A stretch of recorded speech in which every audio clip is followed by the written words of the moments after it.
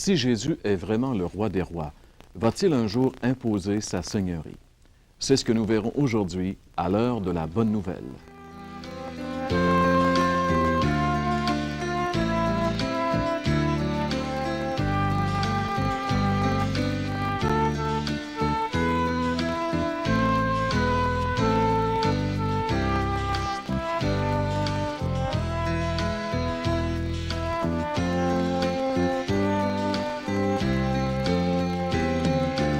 Bonjour à tous nos amis et bienvenue à cette dernière émission de cette présente série. Eh bien oui, c'est la 10e, c'est la dernière émission à cette présente série. Puis aujourd'hui, eh bien, François va être avec nous encore pour nous parler, puis vous présenter l'adresse, puis vous parler un peu de ce que nous avons à vous offrir. Puis il faut bien prendre en note l'adresse, parce que c'est la dernière émission et puis on aimerait que vous puissiez continuer à nous écrire pendant les mois d'été avec vos questions et puis peut-être même des problèmes. Vous aimeriez avoir des réponses de la parole de Dieu. Bien alors, il nous fera toujours un plaisir de correspondre, de répondre, de vous écrire.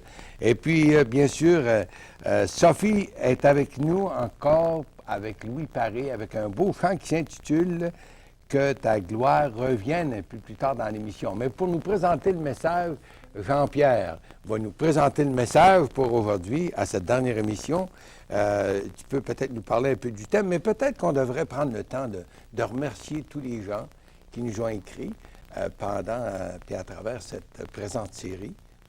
Et puis, en fait, on aimerait, parce que comme ça se fait tous les ans, il y a toujours, dans les mois d'été, des gens qui se permettent de nous écrire, et puis ça garde le contact. Même, ils peuvent nous transmettre des suggestions, et puis, nous proposer des choses. On est toujours ouvert pour, justement, répondre, puis prendre en considération ce que les gens nous disent. Oui, puis on apprécie les belles lettres d'encouragement qu'on reçoit d'un peu partout à travers la province. Dans la francophonie, parce qu'on sait qu'on excède un peu la province, on a de bons amis dans le nord du Nouveau-Brunswick. On aimerait les saluer d'une manière bien particulière. Et puis, les gens du nord-est ontarien aussi qui nous écrivent. Mais tous les gens du Québec, on apprécie toujours les lettres que les gens nous écrivent. Mais parfois, on a des petits mots d'encouragement et ça, c'est bien. On veut remercier les gens qui prennent le temps, justement, de griffonner un petit bout de papier pour nous dire qu'ils ont écouté l'émission, qu'ils ont apprécié et que ça leur a apporté quelque chose. Oui, puis en plus, on devrait même mentionner que sur le côté du Maine, dans le sud de la province, il y a des gens, des francophones qui sont là-bas depuis très longtemps même, et puis qui suivent, qui écoutent avec intérêt nos émissions, et puis on veut aussi les saluer puis les remercier. Bien, le message pour aujourd'hui traite. Eh bien, Gaston, c'est la dernière émission, puis on avait le thème qui était Jésus le Tout-Puissant. On va parler d'un fait qui touche vraiment la toute-puissance de Jésus, c'est qu'il va régner. Très bientôt, j'espère, et d'une manière certaine, ça va venir, que ce soit bientôt ou un peu plus tard. La Bible dit que tout œil va voir dans la gloire le Seigneur Jésus qui va revenir pour régner. Lorsqu'il est venu la première fois, il est venu comme le Christ humilié. Les gens ne l'ont pas reconnu, ou à peine, quelques-uns l'ont reconnu. Et puis, il n'est pas venu comme le roi conquérant. Mais quand il était devant Pilate, il a dit, Pilate lui a demandé s'il était roi. Jésus l'a dit, « Je suis roi ».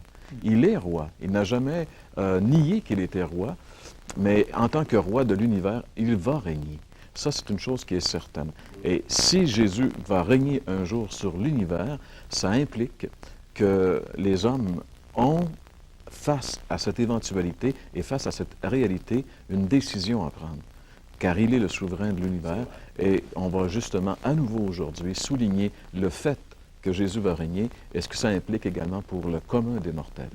Oui, c'est vrai. Et puis même l'Écriture de nous dire que tout genou va fléchir devant lui. Hein? Oui, c'est le texte que nous allons exploiter. Eh bien, on a commencé cette série ayant pour thème Jésus le Tout-Puissant en soulignant la vérité que Jésus est le créateur de toutes choses. Je crois qu'il est tout à fait normal qu'on termine la série avec le fait que Jésus va dominer sur toute la création. Il va régner. Un jour prochain, toute créature terrestre ou céleste, visible ou invisible, va s'agenouiller devant Jésus, reconnaissant sa souveraineté et va lui rendre honneur et gloire, comme cela lui est dû, même ceux qui aujourd'hui ne croient pas en lui ou encore ceux qui se moquent de lui. C'est un fait certain. La Bible l'affirme. Et j'aimerais vous lire un passage des Écritures qui, justement, dévoile ce merveilleux fait que Jésus va régner. Dans la lettre que Paul écrit aux Philippiens, dans le chapitre 2 et à partir du verset 9, nous lisons ceci. « C'est pourquoi aussi Dieu l'a souverainement élevé, question bien sûr de Jésus, et lui a donné le nom qui est au-dessus de tout nom, afin qu'au nom de Jésus, tout genou fléchisse dans les cieux, sur la terre et sous la terre, et que toute langue confesse que Jésus-Christ est Seigneur à la gloire de Dieu le Père. » Jean-Pierre, le fait que Jésus, dans ce texte, nous est présenté comme quelqu'un qui est élevé ou qui va être élevé par le Père n'est pas la preuve et ne donne pas raison à ceux qui prétendent que Jésus est inférieur au Père? Eh bien, François, oui, effectivement, il y a des gens qui sont incrédules et qui ne croient pas que Jésus soit à la fois Dieu et aussi une personne humaine, parce que c'est la caractéristique de la personnalité de Jésus. Et ces gens-là, justement, vont dire, ben voyez-vous, ici, on voit, Dieu l'a élevé, donc si Dieu l'a élevé, c'est que Dieu est supérieur à lui, etc. Mais le contexte de ce passage nous parle de l'humiliation volontaire de Jésus, qui de toute éternité existait dans la gloire du ciel. Jésus a laissé cette gloire volontairement pour prendre un corps semblable au nôtre, et il est venu prendre même notre place de pécheur coupable à la croix. Il ne s'est pas seulement humilié en quittant la gloire du ciel pour prendre un corps, mais il est descendu encore plus bas. Il s'est fait pécheur. Il s'est mis volontairement au rang des malfaiteurs, subissant la peine capitale de son époque, parce que c'est ce que méritaient mes péchés, c'est ce que méritaient tes péchés et les péchés de tous les pécheurs, de tous les hommes, toutes les femmes du monde entier.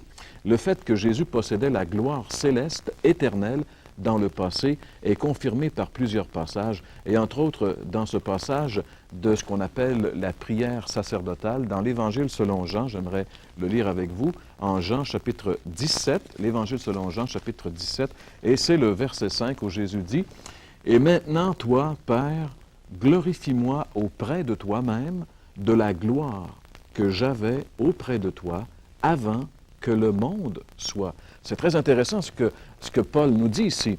Ce que Jésus lui-même dit, parce que c'est la prière sacerdotale de Jésus qui nous est rapportée par Jean. Jésus dit « de la gloire que j'avais avant que le monde soit créé ». Donc, avant que tout ce qui existe existait, Jésus était déjà dans la gloire. Il existait, il n'a pas commencé d'exister, Jésus, à un certain moment donné. Avant que la création soit créée, Jésus existait. C'est ce qu'on vient de lire, et ce sont les paroles mêmes que Jésus a prononcées lors qu'il a fait cette prière qu'on appelle la prière sacerdotale et dont l'évangéliste Jean nous rapporte dans son évangile. C'est donc ce qu'on peut dire la réintégration de cette gloire éternelle dont il est question dans le passage que nous venons de voir ensemble dans l'épître de Paul aux Philippiens. Mais ce qui est intéressant, c'est que maintenant, il y a un changement notable dans celui qui a repris sa gloire. Quand Jésus dit « la gloire que j'avais avant que le monde soit créé », c'est qu'il existait de toute éternité, mais il existait en forme d'esprit, car Dieu est un esprit et Jésus est Dieu. Alors il existait en forme d'esprit, mais il s'agit maintenant de Jésus homme, non pas de Jésus esprit qui existait de toute éternité passée, mais de l'homme Christ Jésus, Dieu incarné, Emmanuel, Dieu avec nous. Ce qui fait que maintenant, la place la plus élevée en dignité dans l'univers est occupée par un représentant de la race humaine, Jésus-Christ. Il y a quelques mots qui peuvent résumer un peu ce miracle étonnant. On peut parler de glorification passée, parce que Jésus parle de cette gloire qu'il avait avant que le monde soit créé. On peut parler maintenant d'humiliation. Christ, Jésus va laisser cette gloire. Il va s'incarner, l'incarnation. Il prend un corps semblable au nôtre. Et on parle maintenant de crucifixion, cette vie juste, sainte, que lui seul a vécu, le seul homme qui a jamais vécu une vie parfaite, c'est la vie de Jésus. Il est allé l'offrir sur la croix en rançon pour ma vie imparfaite et pour votre vie imparfaite. Mais il n'est pas resté dans le tombeau, il est bel et bien mort, mais 3 jours plus tard, il est ressuscité, résurrection.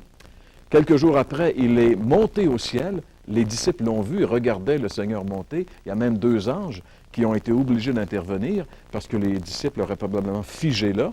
Et les 2 anges lui ont dit, ce Christ que vous avez vu monter au ciel va revenir de la même façon.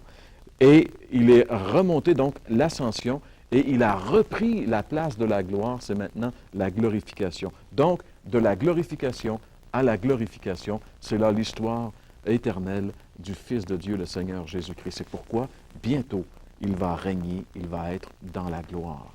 Jean-Pierre, est-ce qu'on peut vraiment dire que Jésus règne maintenant sur l'univers ou dans l'univers, ou bien non, c'est encore chose à venir? Bien, une chose est certaine, Gaston, il est clair, d'après les Écritures, que Jésus occupe déjà maintenant la place de souverain tel que le décrit l'Épître de Paul aux Philippiens.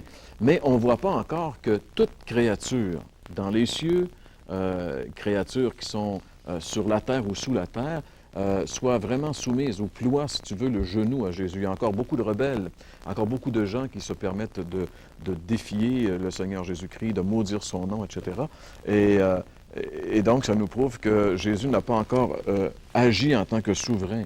Mais ça va venir, c'est certain. La Bible parle de ce règne comme quelque chose qui est encore à venir. L'apôtre Paul, dans sa première lettre, justement, aux Corinthiens, au chapitre 15, le chapitre qui parle de la résurrection, un chapitre eschatologique, excusez le terme scientifique, de l'épître, première épître aux Corinthiens, chapitre 15, et le verset 28, il est justement question de ce règne, lorsqu'il est dit ici, « Et lorsque toutes choses lui auront été soumises, c'est-à-dire toutes choses auront été soumises à Jésus, lorsqu'il aura vraiment imposé sa souveraineté, alors le Fils lui-même sera soumis à celui qui lui a soumis toutes choses, afin que Dieu soit tout en tous. » Ça, c'est très intéressant ce qui nous est dit ici, mais j'aimerais juste souligner l'aspect futur du règne souverain de Jésus. Jean-Pierre, excuse-moi, mais qu'est-ce que ça veut dire le nom au-dessus de tout nom, le nom du Seigneur Jésus qui va être au-dessus de tout nom? Eh bien, dans la Bible, François, le nom d'une personne, ça a une signification un peu différente que dans notre monde moderne aujourd'hui. Habituellement, lorsqu'on donne un nom à un enfant, il y a au moins 2 raisons. C'est que, bon, d'abord, on aime le nom, ça va bien avec notre famille, et puis, bon, on aime le nom. Et aussi, on veut le différencier d'une autre personne, parce que si on ne lui donne pas de nom, je veux dire, comment est-ce qu'on va faire pour savoir que c'est lui et non pas un autre? Alors, ça, c'est deux très bonnes raisons, très logiques. Mais dans la Bible, le nom représente la personne elle-même. Le nom signifie littéralement la personne. Le nom, dans la Bible, exprime le caractère d'une personne, sa réputation, sa dignité, son travail, sa puissance. Quand la Bible parle de Jésus comme ayant le nom qui est au-dessus de tout nom, elle veut dire simplement que Jésus est lui-même au-dessus de toute autre personne, qu'il est en toute fin pratique le plus grand de l'univers. Le nom qui est au-dessus de tout nom veut dire simplement l'autorité suprême. L'autorité suprême de l'univers, c'est le Seigneur Jésus-Christ. Le fait que Jésus soit le plus grand dans l'univers, là, c'est certainement pas quelque chose qui est reconnu, surtout de nos jours. Malheureusement, Gaston, c'est vrai que la majorité de l'humanité présentement ignore cette grande vérité. Beaucoup blasphèment et maudissent le nom de Jésus. Mais cela ne change rien à cette réalité qui un jour sera reconnue par tous. La Bible nous le dit ici, je l'ai lu tantôt, que au nom de Jésus, tout genou va fléchir dans les cieux, sur la terre et sous la terre. Dans les cieux, ça veut dire que les êtres angéliques, la Bible parle de milliards d'anges qui habitent le monde spirituel, qui est impossible que nous puissions le voir avec nos yeux, mais c'est un monde qui est très réel. Et la Bible dit que tous ces milliards d'anges qui déjà ploient le genou devant Jésus l'adoraient dans la glorification passée, eh bien tout ce qui est dans le ciel va ployer le genou devant Jésus. Ce qui est sur la terre, ça veut dire tous les hommes, de toute race, de toute langue, de tout niveau social et de tout niveau intellectuel, tous les êtres humains qui ont vécu vont s'incliner humblement et respectueusement devant la majesté du Seigneur Jésus. Et également, sous la terre, ça fait allusion maintenant aux esprits maléfiques, aux esprits démoniaques, aux âmes perdues, les plus grands ennemis de Christ et les plus grands ennemis des hommes vont venir s'incliner, et ça va être dur pour eux, mais ils vont le faire. Leur cou va casser, leur genou va ployer, même s'ils sont raides, ça va casser, parce que c'est la souveraineté de Jésus qui va s'imposer, et non seulement tous les genoux vont fléchir devant Jésus, mais aussi toute bouche va proclamer qu'il est le Seigneur. C'est ce que déclare formellement ce passage ici dans Philippiens chapitre 2, verset 11. Il est dit que toute langue confessera que Jésus-Christ est Seigneur à la gloire de Dieu le Père.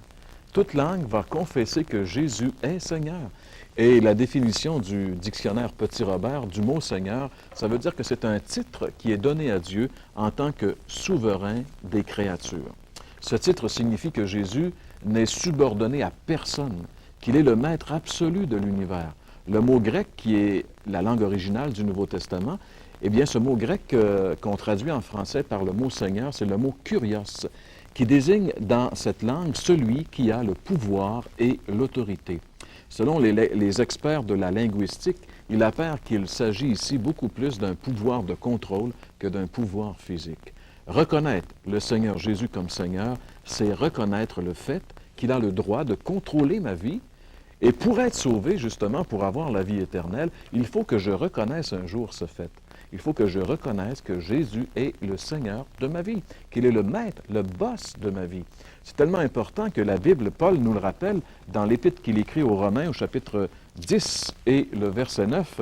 L'apôtre Paul dit ceci, il dit « Si tu confesses, c'est-à-dire si tu déclares de ta bouche Jésus comme Seigneur, le Seigneur Jésus, et si tu crois dans ton cœur que Dieu l'a ressuscité des morts, tu seras sauvé. » Donc ici, Paul met deux conditions vraiment au salut. C'est la reconnaissance de la seigneurie de Jésus, si tu confesses Jésus comme Seigneur, le Seigneur Jésus, et si tu crois dans ton cœur que Dieu l'a ressuscité des morts, tu seras sauvé.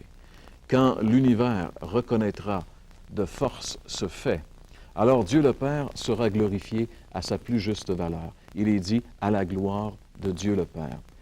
Il existe donc une façon de glorifier Dieu, c'est de reconnaître Jésus comme Seigneur de ta vie.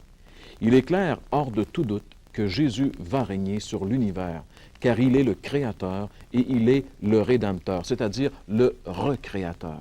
D'ailleurs, l'Apocalypse, qui nous révèle les choses à venir, dévoile l'adoration de Dieu en tant que Créateur au chapitre 4. Tout le chapitre 4 de l'Apocalypse est consacré essentiellement à l'adoration de Dieu le Créateur, et le chapitre 5 à Dieu le Rédempteur.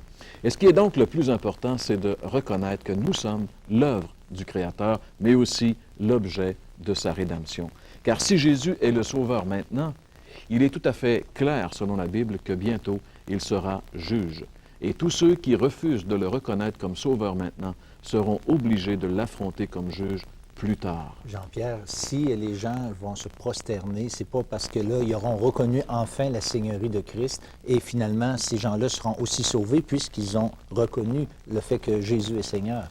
C'est vrai, François, absolument, car s'il faut reconnaître la Seigneurie de Jésus pour être sauvé, au moment où l'apôtre Paul parle dans Philippiens que tout genou va fléchir, ils ne fléchiront pas le genou parce qu'ils ont reconnu Jésus comme Sauveur de bon gré, mais parce qu'ils n'ont pas le choix, parce que Jésus va se manifester maintenant tel qu'il est, dans sa puissance et dans sa gloire. Alors tous les hommes vont s'incliner devant Jésus, car ils n'auront pas le choix de faire autrement. Tous ceux qui n'auront pas répondu au tendre appel du Sauveur devront obéir à l'ordre irrésistible du Maître absolu. Maintenant, Jésus, l'avocat, veut plaider ta cause. Si tu le refuses, il sera ce jour-là le juge qui devra appliquer la justice et qui condamne tous les pécheurs. Il est clair que celui qui est le moindrement sage doit venir à Jésus aujourd'hui. La Bible dit, c'est aujourd'hui le jour du salut. Demain sera le jour du jugement pour tous ceux qui auront négligé un si grand salut. Oui, en tant que Seigneur de l'univers, Jésus va un jour imposer son règne sur toute la création. Mais aujourd'hui, il t'appelle. Il dit, viens à moi, viens à lui, prends son joug qui est doux et humble. Il veut te sauver. Le veux-tu? Si tu le veux, fais simplement cette prière. Du fond de ton cœur, dis, Seigneur Jésus, je reconnais que je suis un pécheur.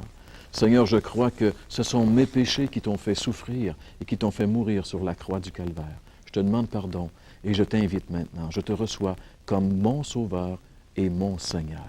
À partir d'aujourd'hui, Seigneur Jésus, prends ma vie et fais de moi ce que tu veux. Faites cette simple prière avec des paroles sincères et vous verrez le Roi des rois venir régner sur votre vie. Faites-le, mes amis, dès aujourd'hui.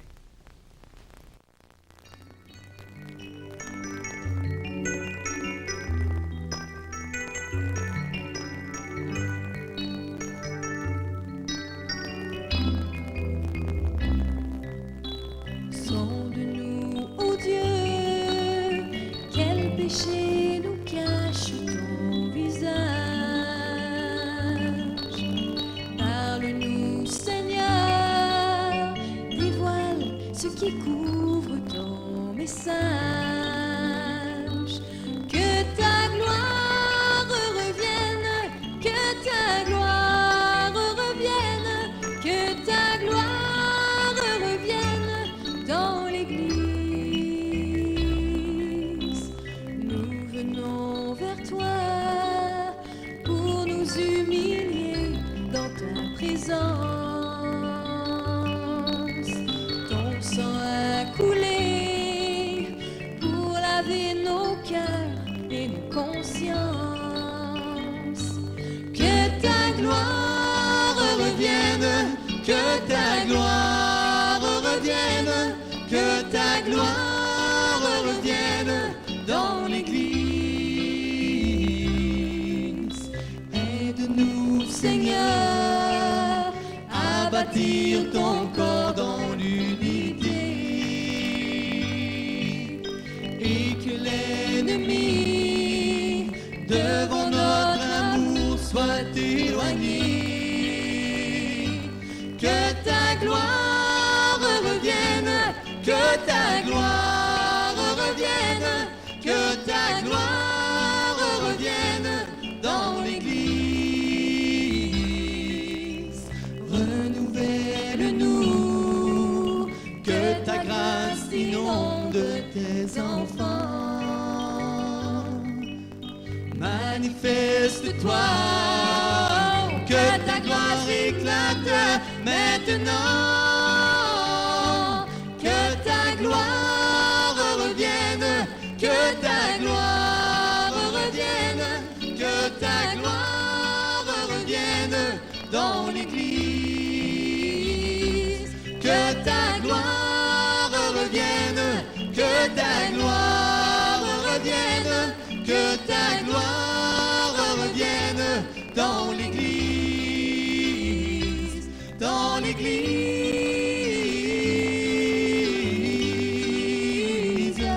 dans l'Église,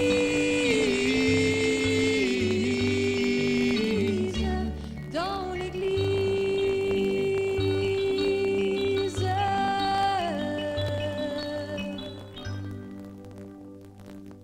Merci Sophie, merci Louis-René pour ce beau chant.